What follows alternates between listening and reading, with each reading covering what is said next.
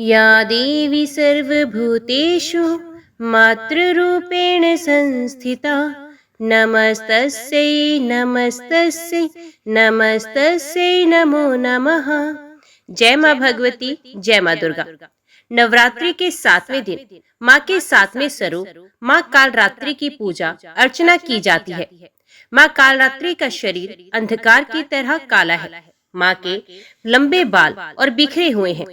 माँ के गले में माला है जो बिजली की तरह चमकते रहती है। माँ कालरात्रि के 4 हाथ हैं।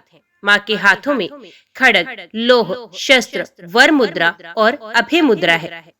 नवरात्रि के 7वें दिन माँ कालरात्रि की विधिवत पूजा करने से माता प्रसन्न होती हैं। धार्मिक मान्यताओं के अनुसार माँ कालरात्रि भक्तों की काल से रक्षा करती हैं और सुख समृद्धि का आशीर्वाद प्रदान करती हैं। माँ कालरात्रि को गुड़ अति प्रिय है। मान्यता है कि माता रानी को नवरात्रि के 7वें दिन गुड़ का भोग लगाना अत्यंत शुभ होता है। माँ कालरात्रि को लाल रंग अति प्रिय है। ऐसे में माँ कालरात्रि की पूजा के दौरान लाल वस्त्र पहनना शुभ होता है। माँ कालरात्रि का स्वरूप देखने में अत्यंत भयानक है, लेकिन सदैव शुभ फल ही देने वाली है। इसी कारण इनका नाम शुंभकारी भी रखा गया। इनसे भक्तों को किसी प्रकार भी भयभीत अथवा आतंकित होने की कोई आवश्यकता नहीं। माँ कालरात्रि दुष्टों का विनाश करने वाली है। दानव, दैत्य, राक्षस, भूत, प्रेत आदि इनके स्मरण मात्र से ही भयभीत होकर भाग जाते हैं। ये ग्रह बाधाओं को भी दूर करती हैं। इनके उपासकों को अग्नि भय, जल भय, जंतु भय, शत्रु भय, रात्रि भय आदि कभी नहीं होते। इनकी कृपा से सर्वथा भय मुक्त हो जाता है। माँ कालरात्रि के स्वरूप विग्रह को अपने हृदय में अवस्थित करके मनुष्य को एक निष्ठ भाव से उपासना करनी चाहिए। यम, नियम, संयम का उसे पूर्ण पालन करना चाहिए। मन, वचन, काया की पवित्रता रखनी चाहिए। वे शुंभकारी देवी है। उनकी उपासना से होने वाले शुभों की गणना नहीं की जा सकती। हमें निरंतर उनका स्मरण, ध्यान और पूजा करनी चाहिए। पौराणिक कथा के अनुसार एक बार शुंभ और निशुंभ नाम के 2 राक्षस थे, जिन्होंने देवलोक पर आक्रमण किया और देवताओं को हरा दिया। देवताओं के शासक इंद्र अन्य देवताओं के साथ अपने निवास स्थान को पुनः प्राप्त करने में भगवान शिव की सहायता पाने के लिए हिमालय पर गए। दोनों ने मिलकर देवी पार्वती से प्रार्थना की। स्नान करते समय पार्वती ने उनकी प्रार्थना सुनी, इसलिए उन्होंने राक्षसों को पराजित करके देवताओं की सहायता करने के लिए एक और देवी चंडी अंबिका को बना दिया। चंड और मुंड शुंभ निशुंभ द्वारा भेजे गए 2 राक्षस सेनापति थे। जब वे उससे युद्ध करने आए तो देवी चंडी ने एक अंधेरी देवी काली का निर्माण किया। काली कालरात्रि के उन्हें मार डाला, जिससे उन्हें चामुंडा नाम मिला। तभी रक्तबीज नाम का एक राक्षस आया। रक्तबीज को वरदान था कि यदि उसके खून की एक भी बूंद जमीन पर गिरेगी तो उसी के समान एक और राक्षस तैयार हो जाएगा। जब कालरात्रि ने उन पर हमला किया तो उनके बिखरे खून ने उनके कई राक्षसों को जन्म दे दिया। ऐसे में उन्हें हराना असंभव हो गया। इसलिए युद्ध करते समय कालरात्रि ने इस पर क्रोधित होकर रक्त को गिरने से रोकने के लिए उसका खून पी लिया। अंततः रक्तबीज को मार डाला और देवी चंडी को उसके सेनापति शुंभ और निशुंभ को मारने में मदद की। वे इतनी उग्र और विध्वंसक हो गई कि जो भी उसके सामने आता उसे मार डालने की बात कहती। सभी देवताओं ने उन्हें रोकने के लिए भगवान शिव से प्रार्थना की। इसलिए शिव ने उन्हें रोकने के लिए उनके पैर के नीचे आने का फैसला किया। जब वे सभी को मारने में लगी हुई थी तो भगवान शिव उनके पैर के नीचे प्रकट हुए। अपने प्यारे पति को अपने पैर के नीचे दब देखकर उन्होंने अपनी जीभ काट ली। उनकी मूर्तियां और तस्वीरों में यही रूप होता है और उन्हें भगवान शिव को खड़े होने में मदद की और अपराध बोध में वे लड़ाई के बारे में भूल गई और इसलिए भगवान शिव ने उन्हें शांत किया। एक अन्य किंवदंती कहती है कि देवी चामुंडा कालरात्रि की निर्माता थी। एक शक्तिशाली गधे पर सवार होकर कालरात्रि ने राक्षसों चंड और मुंड का पीछा किया और उन्हें पकड़कर और कैद करने के बाद काली के पास ले आई। तब इन राक्षसों का वध देवी चामुंडा ने किया। ये कहानी चिंतामणि नामक एक अन्य देवी से निकटता से संबंधित है। वे सबसे अंधेरी रात की शक्ति है। रात में पशु पशु साम्राज्य काम से छुट्टी लेते हैं और वे सभी सो जाते हैं। जैसे जैसे वो सोते हैं उनकी थकावट दूर हो जाती है। अंतिम परलय के समय संसार के सभी प्राणी देवी माँ की गोद में आश्रय, सुरक्षा और आश्रय लेते हैं।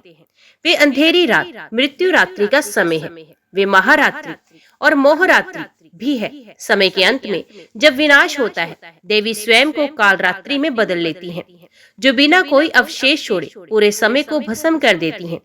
एक अन्य पौराणिक कथा के अनुसार दुर्गासुर नाम का एक राक्षस था जो दुनिया को नष्ट करना चाहता था और उसने सभी देवताओं को स्वर्ग से दूर कर दिया और चारों वेदों को छीन लिया। पार्वती को इसके बारे में पता चला तो उन्होंने कालरात्रि का निर्माण किया और उन्हें दुर्गमासुर को हमले के खिलाफ चेतावनी देने का निर्देश किया। हालांकि जब कालरात्रि एक दूत के रूप में सामने आई तो दुर्गमासुर के राक्षसों ने उन्हें पकड़ने की कोशिश की। तब कालरात्रि ने विशाल रूप धारण किया और उन्हें चेतावनी दी। इसके बाद जब दुर्गमासुर कैलाश पर आक्रमण करने आया तो पार्वती ने उससे युद्ध किया और दुर्गा नाम प्राप्त करके उसे मार डाला। देवी कालरात्रि के स्वरूप को दुष्टों के लिए विनाश के रूप में देखा जा सकता है, लेकिन वे भक्तों के लिए हमेशा अच्छे फल लाती हैं और उनके सामने आने पर डर से बचना चाहिए, क्योंकि वे ऐसे भक्तों के जीवन से चिंता के अंधेरे को दूर कर देती हैं। नवरात्रि के 7वें दिन उनकी पूजा को योगियों और साधकों द्वारा विशेष रूप से उच्च महत्व दिया जा सकता है। जय मां भगवती, जय मां दुर्गा। अभी हम श्रवण करते हैं नवरात्रि के 7वें दिन की कथा। व्यास जी बोले, हे महाराज, शुंभ से आदेश पाकर महाबली चंडमुंड विशाल सेना के साथ बड़े वेग से रणभूमि की ओर चल पड़े।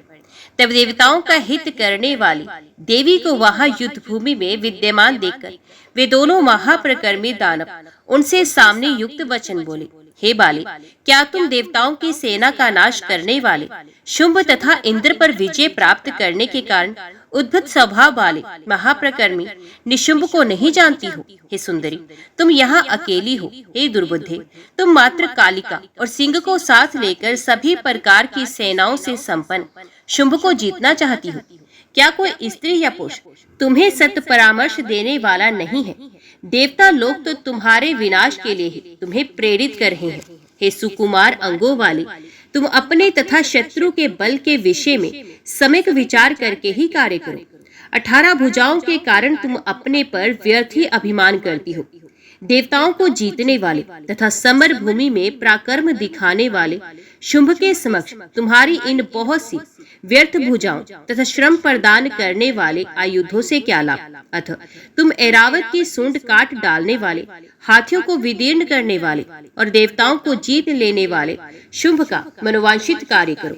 हे कांते, तुम वृथा गर्व करती हो। हे विशालाक्षी, तुम मेरी प्रिय बात मान लो, जो तुम्हारे लिए हितकर, सुखद तथा दुखों का नाश करने वाली हो।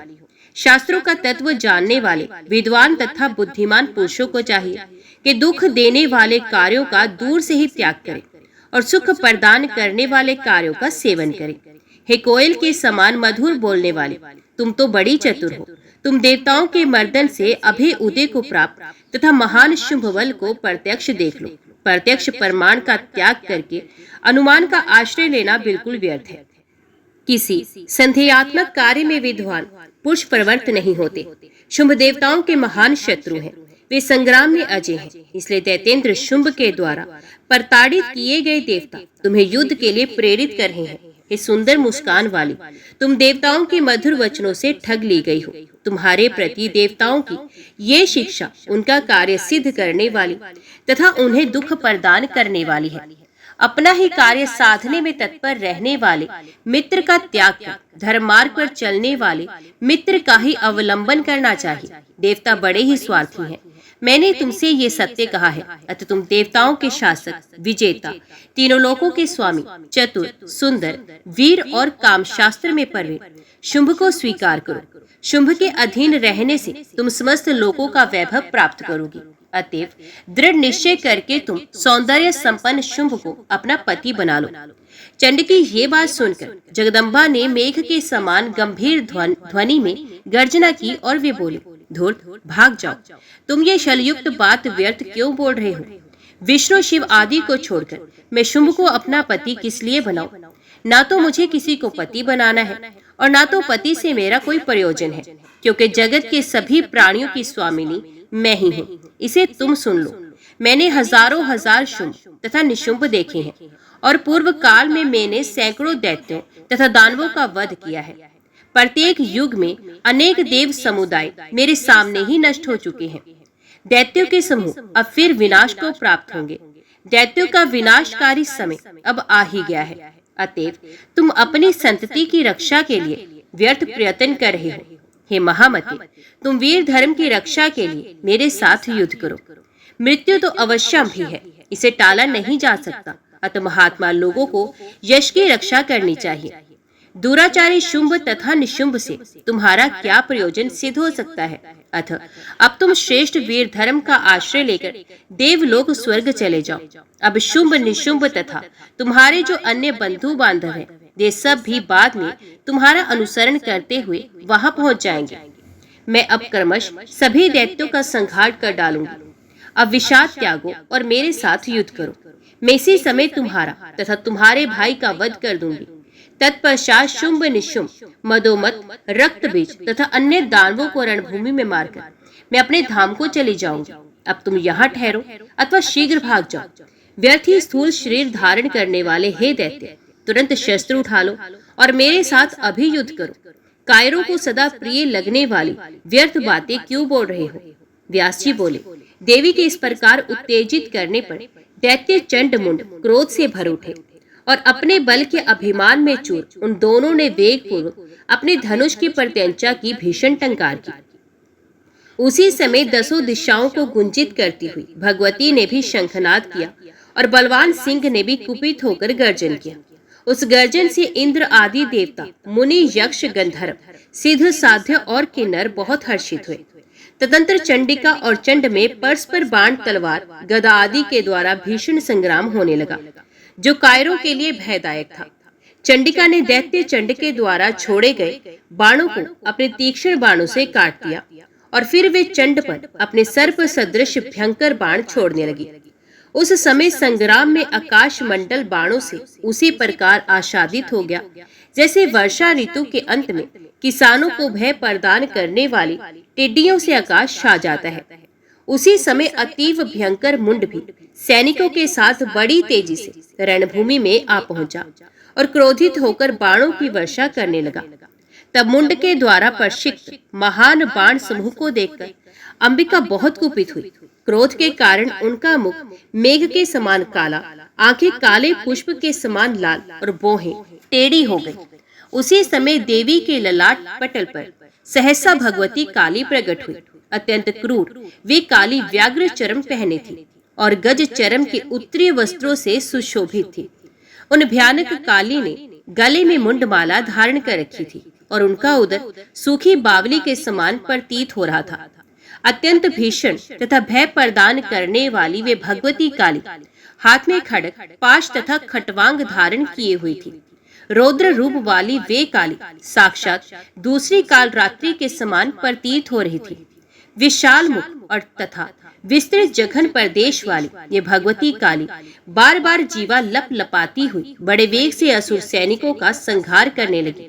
वे कुपित होकर बड़े बड़े दैत्य वीरों को हाथ में पकड़कर अपने मुख में डाल लेती थी और धीरे धीरे उन्हें दांतों से पीस डालती थी।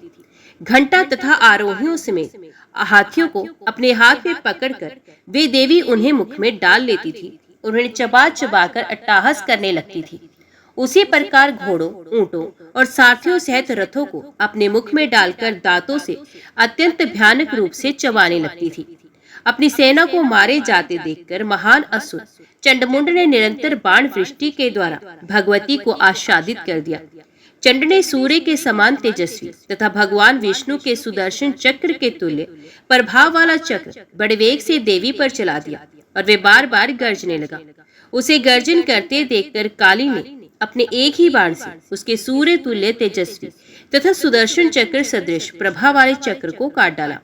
तत्पश्चात भगवती चंडिका ने पत्थर की सान पर चढ़ाए हुए अपने तीक्ष्ण बाणों से उस चंड पर प्रहार किया। देवी के बाणों से अत्यधिक घायल होकर वे मूर्छित हो गया और पृथ्वी पर गिर पड़ा।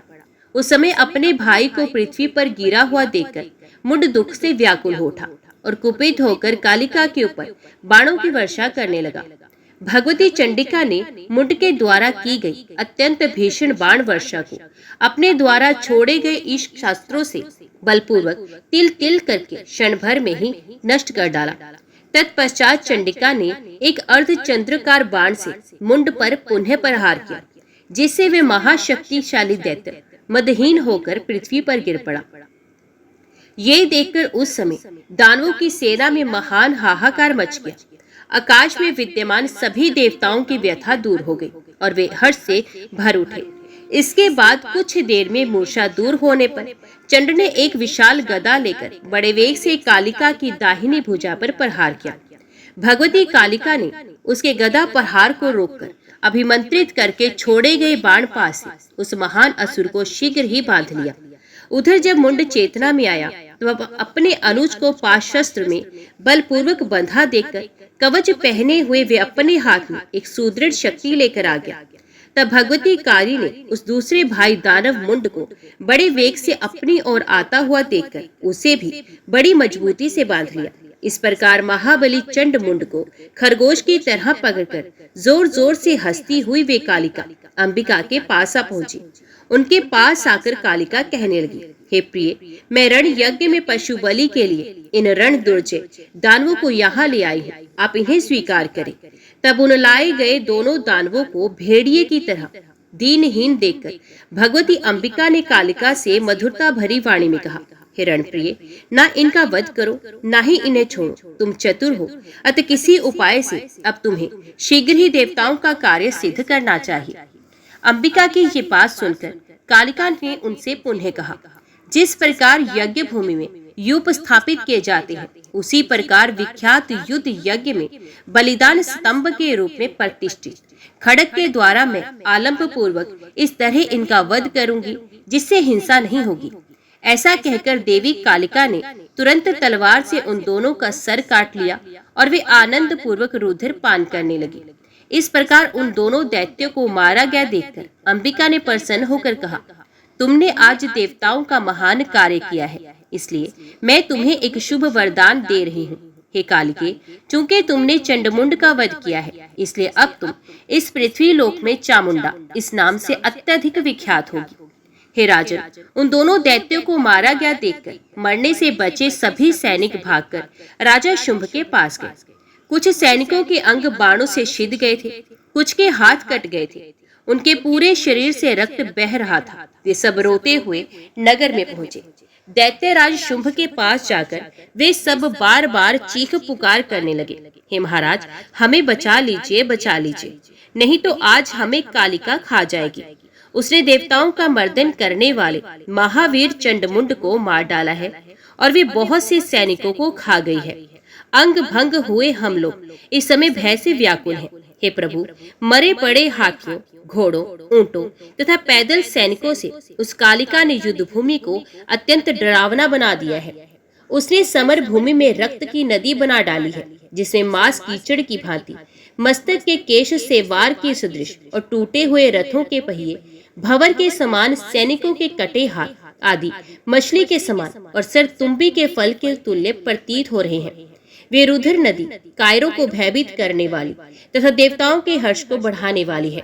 हे महाराज, अब आप दैत्य कुल की रक्षा कीजिए और शीघ्र पाताल लोक चले चलिए, अन्यथा क्रोध में भरी वे देवी आज ही सभी दानवों का विनाश कर डालेगी, इसमें कोई संदेह नहीं।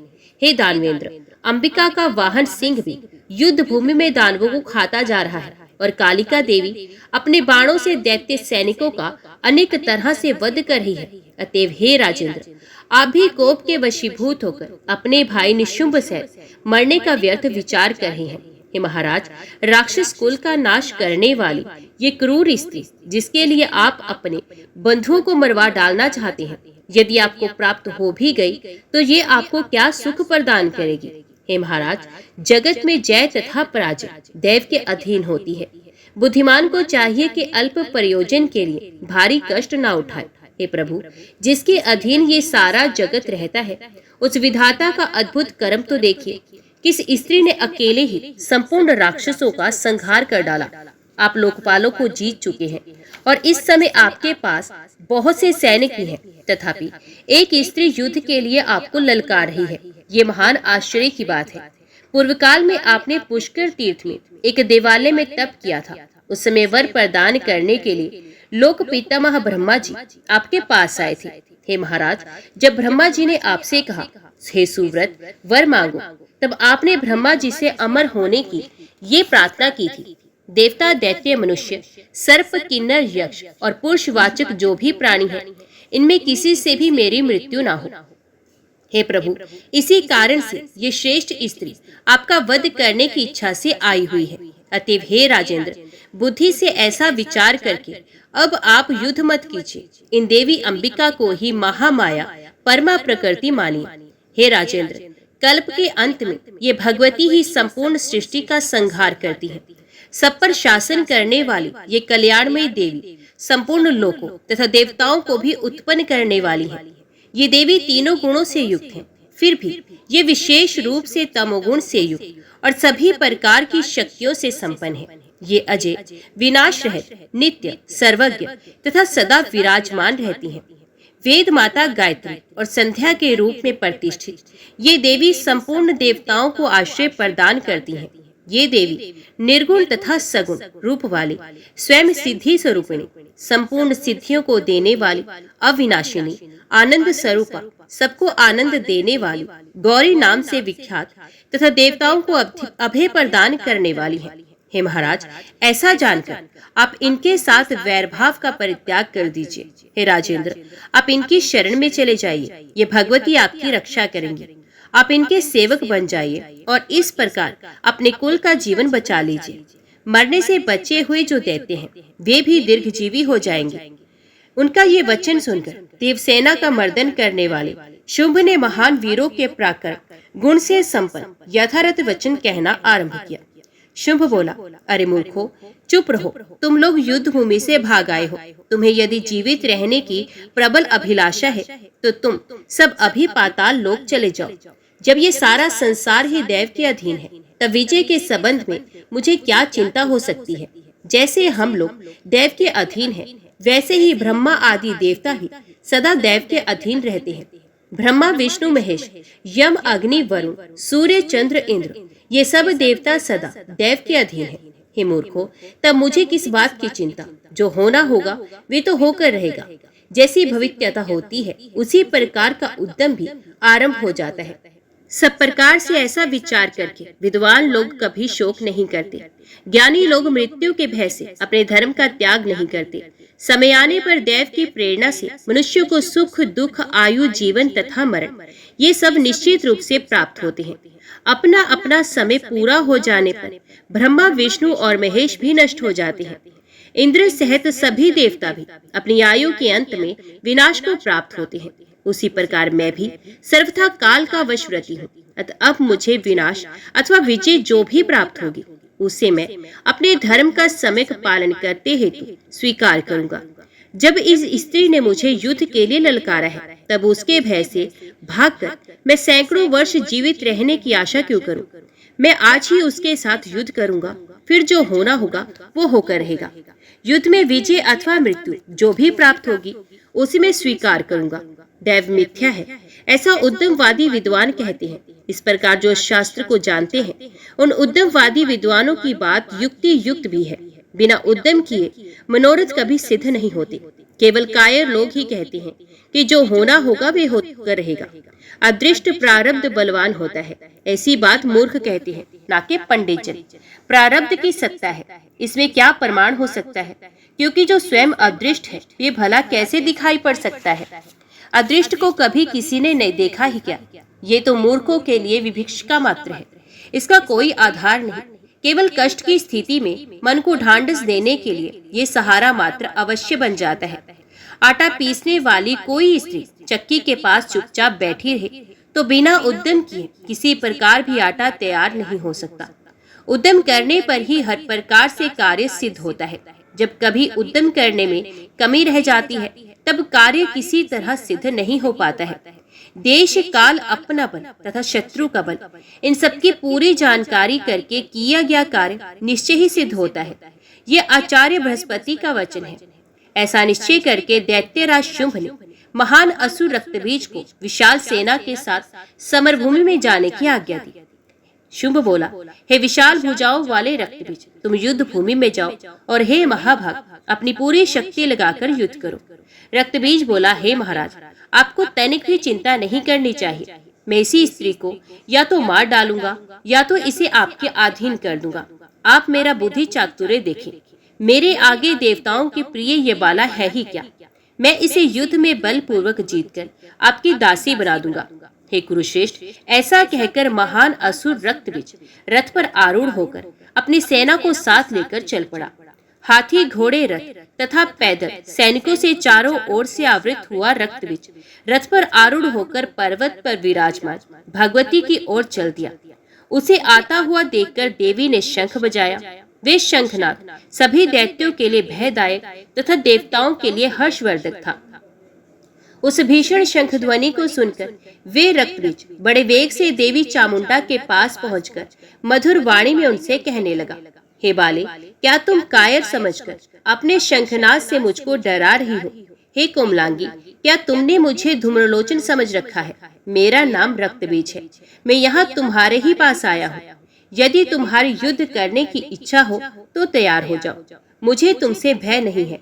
हे कांते, अब तुम मेरा पराक्रम देखो। अभी तक तुमने जिन जिन कायर दैत्यों को देखा है, उनकी श्रेणी का मैं नहीं हूँ।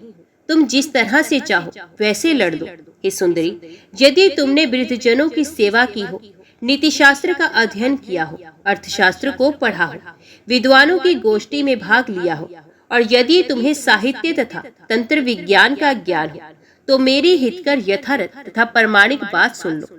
विद्वानों की सभाओं में नौरसों के अंतर्गत श्रृंगार रस तथा शांति रस, ये दो रस ही मुख्य माने गए हैं। उन दोनों में भी श्रृंगार रस रसों के राजा रूप में प्रतिष्ठित है। इसी के प्रभाव से विष्णु लक्ष्मी के साथ, ब्रह्मा सावित्री के साथ, इंद्र शची के साथ और भगवान शिव पार्वती के साथ निवास करते हैं। उसी प्रकार वृक्ष लता के साथ, मृग मृगी के साथ और कपोत कपोती के साथ आनंद पूर्वक रहते हैं। इस प्रकार जगत के समस्त जीवधारी संयोग जनित सुख का अत्यधिक उपभोग करते हैं। जो लोग भोग तथा वैभव का सुख नहीं प्राप्त कर सके और अन्य जो कातर मनुष्य हैं, वे निश्चय ही मूर्ख हैं और देव से वंचित होकर यति हो जाते हैं। संसार के रस का ज्ञान ना रखने वाले वे लोग मीठी मीठी बात बोलने में निपुण धूर्तों तथा वंचकों द्वारा ठग लिए जाते हैं और सदा शांत रस में निमग्न रहते हैं। किंतु काम, लोभ, भयंकर क्रोध और बुद्धि नाशक मोह के उत्पन्न होते ही कहाँ ज्ञान रह जाता है और कहाँ वैराग्य। अतएव हे कल्याणी, तुम भी देवताओं पर विजय प्राप्त कर लेने पर मनोहर तथा महाबली शुंभ अथवा निशुंभ को पति बना लो। इतना कहकर वे रक्तबीज देवी के सामने चुपचाप खड़ा हो गया। उसकी बातें सुनकर चामुंडा, कालिका और अंबिका हंसने लगी। हे राजन, तत्पश्चात वे देवी हंसकर मेघ के समान गंभीर वाणी में उस रक्तबीज से ये युक्ति संगत वचन बोले, हे मंद बुद्धि, तुम क्यों व्यर्थ वार्तालाप कर रहे हो? मैं तो पहले ही दूत के सामने उचित और हितकर बात कह चुकी हूँ, और यदि तीनों लोकों में कोई भी पुरुष रूप, बल और वैभव में मेरे समान हो तो मैं पति रूप में उसका वर्ण कर लूंगी। अब तुम शुंभ निशुंभ से कह दो कि मैं पूर्व काल में ऐसी प्रतिज्ञा कर चुकी हूँ, अतः मेरे साथ युद्ध करो और रण में मुझे जीतकर मेरे साथ विधिवत विवाह करो। तुम भी शुंभ की आज्ञा से उसका कार्य सिद्ध करने के लिए यहाँ आए हो। अतएव यदि चाहो तो मेरे साथ युद्ध करो अथवा अपने स्वामी के साथ पाताल लोक चले जाओ। देवी की ये बात सुनकर वे दैत्य क्रोध में भर गया और बड़े वेग से देवी के सिंह पर भीषण बाण छोड़ने लगा। सर्प सदृश उन बाणों को देखकर अंबिका ने दक्षता पूर्वक बड़ी फुर्ती के साथ अपने तीखे बाणों से उन्हें आकाश में ही क्षण भर में ही काट दिया। इसके बाद अंबिका ने कान तक खींचकर धनुष से छोड़े गए तथा पत्थर पर घिसकर तीक्ष्ण बनाए गए अन्य बाणों से महान असुर रक्तबीज पर प्रहार किया। भगवती के बाणों से आहत होकर पापी रक्तबीज रथ पर ही मूर्छित हो गया। रक्तबीज के गिर जाने पर बड़ा हाहाकार मच गया। उसके सभी सैनिक चीखने चिल्लाने लगे और हाय हम मारे गए ऐसा कहने लगे। तब अपने सैनिकों का अत्यंत भीषण करंदन सुनकर शुंभ ने सभी दैत्य योद्धाओं को शस्त्र अस्त्र से सुसज्जित होने का आदेश दिया। शुंभ बोला, कंबोज देश के सभी दानव तथा उनके अतिरिक्त अन्य महाबली वीर, विशेष करके काल के संज्ञक पराक्रमी योद्धा भी अपनी अपनी सेना के साथ निकल पड़े। इस प्रकार शुंभ के आदेश देने पर उसकी सारी चतुरंगनी सेना मदमत होकर देवी के संग्राम स्थल के लिए निकल पड़ी। समरभूमि में आई हुई उस दानवी सेना को देखकर भगवती चंडिका बार बार भीषण तथा भयदायक घंटानाद करने लगी। जगदम्बा ने धनुष का टंकार तथा शंखनाद किया। उस नाद के होते ही भगवती काली भी अपना मुख फैलाकर घोर ध्वनि करने लगी। उस भयंकर शब्द को सुनकर भगवती का वाहन बलशाली सिंह भी अद्भुत भय उत्पन्न करता हुआ बड़े जोर का गर्जन करने लगा। वे निनाद सुनकर सभी दैत्य क्रोध के मारे बौखला उठे और वे महाबली दैत्य देवी पर अस्त्र छोड़ने लगा।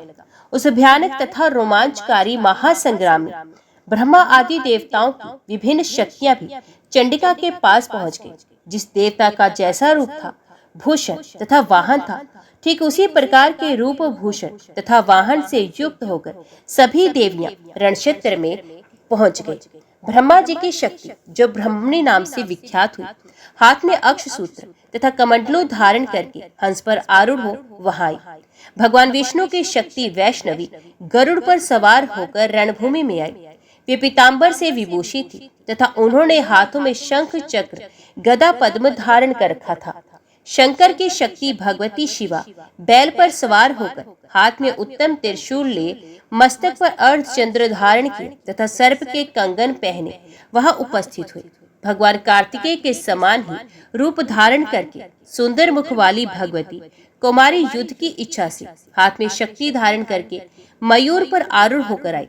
सुंदर मुख वाली इंद्राणी अतिशय उज्जवल हाथी पर सवार होकर हाथ में वज्र लिए उग्र क्रोध से आविष्ट हो समरभूमि में पहुंची। इसी प्रकार सूकर का रूप धारण करके एक विशाल प्रेत पर सवार होकर भगवती वाराही, नरसिंह के रूप समान रूप धारण करके भगवती नारसिंह और यमराज के ही समान रूप वाली भयदायिनी शक्ति भगवती याम्या हाथ में दंड धारण किए तथा महिष पर आरूढ़ होकर मधुर मधुर मुस्कुराती हुई संग्राम में आई। उसी प्रकार वरुण की शक्ति वारुणी तथा कुबेर की शक्ति कुबेरी भी समरभूमि में पहुंच गई। इसी तरह अन्य देवताओं की शक्तियां भी उन्हीं देवों का रूप धारण कर अपनी अपनी सेनाओं के साथ रणभूमि में उपस्थित हुई। उन शक्तियों को वहां उपस्थित देखकर भगवती अंबिका बहुत खुश हुई। इससे देवता निश्चिंत तथा प्रसन्न हो गए और दैत्य भयभीत हो गए। लोक कल्याणकारी शिवजी भी उन शक्तियों के साथ वहां संग्राम में भगवती चंडिका के पास आकर उनसे कहने लगे, देवताओं की कार्य सिद्धि के लिए आप शुंभ, निशुंभ तथा अन्य जो भी दानव उपस्थित हैं, उन सबका वध कर दीजिए। साथ ही सारी असुर सेना का संहार करके और इस प्रकार संसार को भयमुक्त करके ये समस्त शक्तियां अपने अपने स्थानों को चली जाएं। आप ये कार्य संपन्न करें जिससे देवता यज्ञ भाग पाने लगे, ब्राह्मण निर्भय होकर यज्ञ आदि करने में तत्पर हो जाए, सभी स्थावर जंगम प्राणी संतुष्ट हो जाए, सब प्रकार के उपद्रव और अकाल आदि आपदाएं समाप्त हो जाए, मेघ समय पर वृष्टि करे और कृषि लोगों के लिए अधिक फलदायिनी हो। लोक का कल्याण करने वाले देवेश्वर शिव के ऐसा कहने पर भगवती चंडिका के शरीर से एक अद्भुत शक्ति प्रकट हुई। वे शक्ति अत्यंत भयंकर तथा प्रचंड थी। वे सैकड़ों स्यारणों के सामने स्वर के समान ध्वनि कर रही थी और उसका रूप बहुत भयानक था। मंद मंद मुस्कान युक्त मुखमंडल वाली उस शक्ति ने पंचमुख शिवजी से कहा, हे देवदेव, आप दैत्यराज शुंभ के पास शीघ्र जाइए। इस समय आप मेरे दूत का काम कीजिए। हे शंकर, काम पीड़ित शुंभ तथा मदोमत निशुंभ से मेरे शब्दों में कह दीजिए, तुम सब तत्काल स्वर्ग त्याग कर पाताल लोक चले जाओ, जिससे देवगण सुखपूर्वक स्वर्ग में प्रविष्ट हो सके और इंद्र को स्वर्गलोक तथा अपना उत्तम इंद्रासन पुनः प्राप्त हो जाए। साथ ही सभी देवताओं को उनके यज्ञ भाग भी पुनः मिलने लगे। यदि जीवित रहने की तुम लोगों की बलवती इच्छा हो तो तुम लोग बहुत शीघ्र पाताल लोक चले जाओ, जहाँ दानव लोग रहा करते हैं, अथवा अपने बल का आश्रय लेकर यदि तुम सब युद्ध की इच्छा रखते हो तो मरने के लिए आ जाओ, जिससे मेरी स्यारणी तुम लोगों के कच्चे मांस से तृप्त हो जाए। चंडिका का ये वचन सुनकर शिव अपनी सभा में बैठे हुए दैत्यराज शुंभ के पास शीघ्र ही जाकर उससे कहने लगे, हे राजन, मैं त्रिपुरासुर का संहार करने वाला महादेव हूँ। अंबिका का दूत बनकर मैं इस समय तुम्हारा संपूर्ण हित करने के लिए यहाँ तुम्हारे पास आया हूँ। देवी ने कहलवाया है कि तुम लोग स्वर्ग तथा भूलोक त्याग कर शीघ्र पाताल लोक चले जाओ, जहाँ प्रहलाद तथा बलवानों में श्रेष्ठ राजा बलि रहते हैं। अथवा यदि मरने की ही इच्छा हो तो तुरंत सामने आ जाओ, मैं तुम सबको संग्राम में शीघ्र ही मार डालूंगी।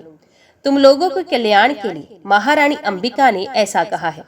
भगवती का ये अमृत तुल्य कल्याणकारी संदेश उन प्रधान दैत्यों को सुनाकर शूलधारी भगवान शंकर लौट आए। भगवती अंबिका ने शिवजी को दूत बनाकर दानवों के पास भेजा था, अतः वे संपूर्ण त्रिलोकी में शिवदूती इस नाम से विख्यात हुई। शंकर जी के मुख से कहे गए भगवती के इस दुष्कर संदेश को सुनते ही वे दैत्य भी कवच धारण करके तथा हाथों में शस्त्र लेकर शीघ्र ही युद्ध के लिए निकल पड़े। वे दानव बड़े वेग से रणभूमि में चंडिका के समक्ष आकर कानों तक खींचे गए तथा पत्थर पर सान चढ़े तीखे बाणों से प्रहार करने लगे।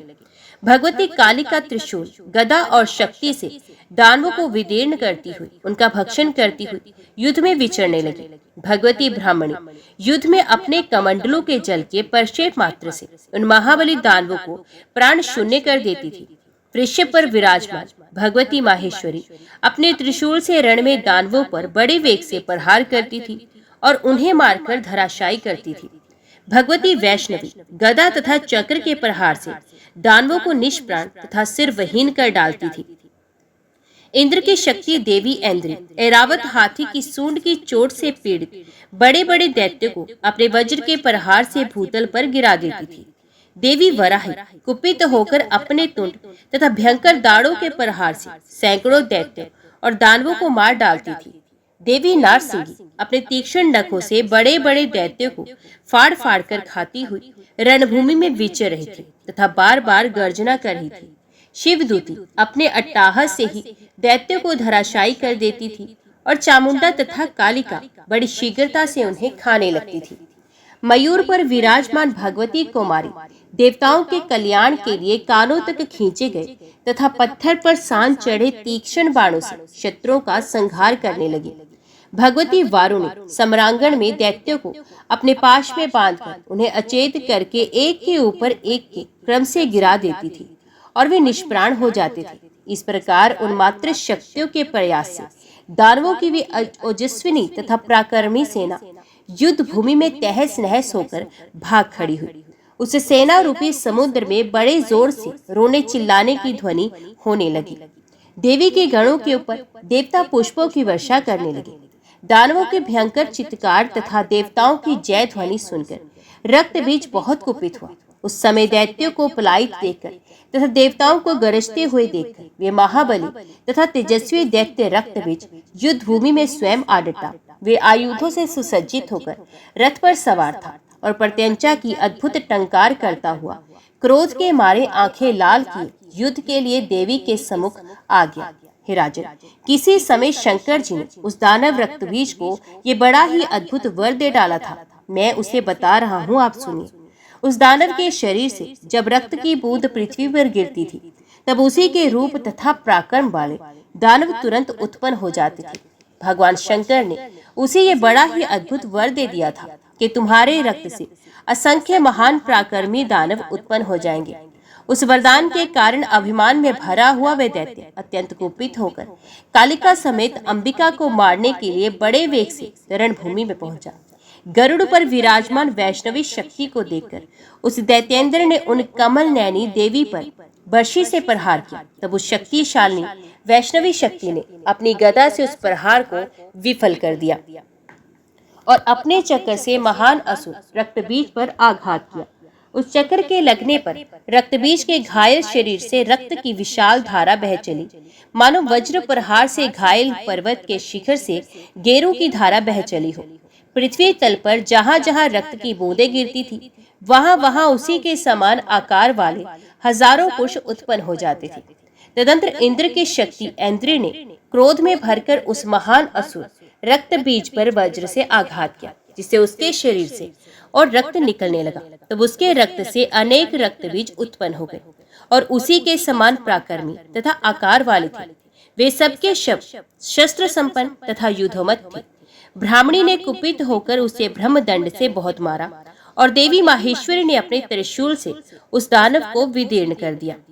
देवी नरसिंगी ने अपने नखों के प्रहार से उस महान असुर को बींध डाला। देवी वाराही ने क्रुद्ध होकर उस अधम राक्षस को अपने तुंड प्रहार से चोट पहुंचाई और भगवती कुमारी ने अपनी शक्ति से उसके वक्ष पर प्रहार किया। तब वे दानव रक्त बीज भी क्रुद्ध होकर अलग अलग उन सभी देवियों को तीखे बाणों की घोर वर्षा तथा गदा और शक्ति के प्रहारों से चोट पहुंचाने लगा। उसके आघात से कुपित होकर सभी देवियों ने बाणों के प्रहार से उसको बींध डाला। भगवती चंडिका ने अपने तीक्ष्ण बाणों से उसके शस्त्रों को काट डाला और अत्यंत कुपित होकर वे अन्य बाणों से उस दानव को मारने लगी। अब उसके शरीर से अत्यधिक रक्त निकलने लगा। उस रक्त से उसी रक्त बीज के समान हजारों वीर उत्पन्न हो गए। इस प्रकार उस रुधिर राशि से उत्पन्न रक्त बीजों से सारा जगत भर गया। वे सब कवच पहने हुए थे, आयुधों से सुसज्जित थे और अद्भुत युद्ध कर रहे थे।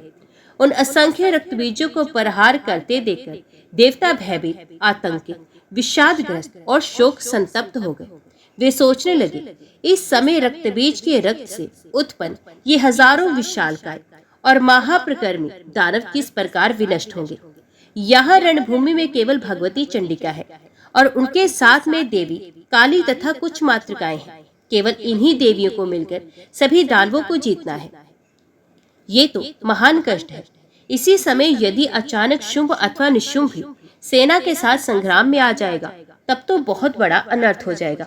हे राजन, इस प्रकार जब सभी देवता भय से व्याकुल होकर अत्यधिक चिंतित हो उठे तब भगवती अंबिका ने कमल सदृश नेत्रों वाली काली से कहा, हे चामुंडे, तुम शीघ्रता पूर्वक अपना मुख पूर्ण रूप से फैला लो और मेरे शास्त्र घात के द्वारा रक्त बीज के शरीर से निकले रक्त को जल्दी जल्द पीती जाओ। तुम दानवों का भक्षण करती हुई इच्छा अनुसार युद्ध भूमि में विचरण करो। मैं तीक्ष्ण बाणों, गदा, तलवार तथा मूसलों से इन दैत्यों को मार डालूंगा। हे विशाल नैनों वाली, तुम इस प्रकार से इस दैत्य का रुधिर का पान करो जिससे कि अब एक भी बूंद रक्त भूमि पर ना गिरने पाए।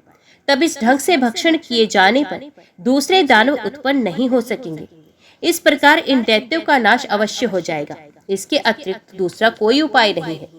जब मैं इस दैत्य को मारूं तब तुम शत्रु संहार रूपी इस कार्य में प्रतिशीन होकर सारा रक्त पीती हुई शीघ्रता पूर्वक इसका भक्षण कर जाना। इस प्रकार दैत्य वध करके स्वर्ग का सारा राज्य इंद्र को देकर हम सब आनंद पूर्वक यहाँ से चली जाएंगे। भगवती अंबिका के ऐसा कहने पर प्रचंड पराक्रम वाली देवी चामुंडा रक्तबीज के शरीर से निकले हुए समस्त रुधिर को पीने लगी। जगदम्बा खड़ग तथा मूसल से उस दैत्य को मारने लगी और कुरशोदरी चामुंडा उसके शरीर के कटे हुए अंगों का भक्षण करने लगी।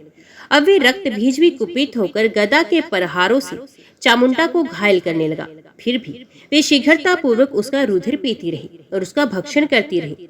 उस दैत्य के रुधिर से उत्पन्न हुए अन्य जो भी महाबली और क्रूर रक्त बीज थे उन्हें भी चामुंडा ने मार डाला। वे देवी उनका भी रक्त पी गई और उन सबको खा गई।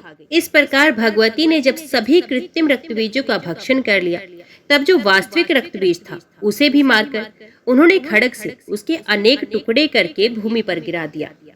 जय मां भगवती, जय मां दुर्गा। अभी हम श्रवण करते हैं श्री दुर्गा चालीसा। नमो नमो दुर्गे सुखकरणी, नमो नमो दुर्गे दुखहरणी। निरंकार है ज्योति तुम्हारी, तिहु लोक फैली उजियारी।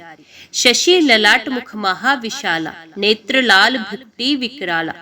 रूप मात को अधिक सुहावे, दर्श करत जन अत सुख पावे। तुम संसार शक्ति लेकीना, पालन हेतु अन्न धन दीना। अन्नपूर्णा हुई जगपाला, तुम ही आदि सुंदरी बाला। परले काल सब नाशन हारी, तुम गौरी शिव शंकर प्यारी। शिव योगी तुम्हारे गुण गावे, ब्रह्मा विष्णु तुम्हें नित्य ध्यावे। रूप सरस्वती को तुम धारा, दे सुबुद्धि ऋषि मुनन उबारा। धर्यो रूप नरसिंह को अम्बा, प्रगट भई फाड़ कर खम्बा। रक्षा कर प्रहलाद बचायो, हिरणाक्ष को स्वर्ग पठायो। लक्ष्मी रूप धरो जग माही, श्री नारायण अंग समाही। शिर सिंधु में करत विलासा, दया सिंधु दीजे मन आसा। हिंगलाज में तुम्ही भवानी, महिमा अमित न जात बखानी। मातंगी और धूमावती माता, भुवनेश्वरी बगला सुखदाता। श्री भैरव तारा जग तारिणी, शिन भाल भव दुख निवारिणी। केहर वाहन सोह भवानी, लांगूर वीर चलत अगवानी। कर में खप्पर खड़ग विराजे, जाको देख काल डरबाजे। सोहे अस्त्र और त्रिशूला, जाते उठत शत्रु है शूला। नगर कोट में तुम्ही विराजित, तीहू लोक में डंका बाजित। शुंभ निशुंभ दानव तुम मारे, रक्त बीज शंखन संघारे। महिषासुर नृप अतभमानी, जय अघबार मही अकुलानी। रूप कराल काली का धारा, सेन सहत तुम ते संघारा। परिगाड़ संतन पर जब जब, भई सहाय मात तुम तब तब। अमरपुरी औरो सब लोका, तब महिमा सब रहे अशोका। ज्वाला में है ज्योति तुम्हारी, तुम्हें सदा पूजे नर नारी। प्रेम भक्ति से जो जश गावे, दुख दारिद्र निकट नहीं आवे। ध्यावे तुम्हें जो नर मन लाए, जनन मरण ताको छुट जाए। जोगी सुरमुन कहत पुकारी, योग न हो बिन शक्ति तुम्हारी। शंकर आचारज तप कीनो, कामर क्रोध जीत सब लीनो। निष्दिन ध्यान धरो शंकर को, काहू काल नहीं सुमिरो तुमको। शक्ति रूप को मर्म न पायो, शक्ति गई तब मन पछतायो। शरणागत हुई कीर्ति बखानी, जय जय जय जगदम्ब भवानी। भय प्रसन्न आदि जगदम्बा, दे शक्ति नहीं कीन विलंबा।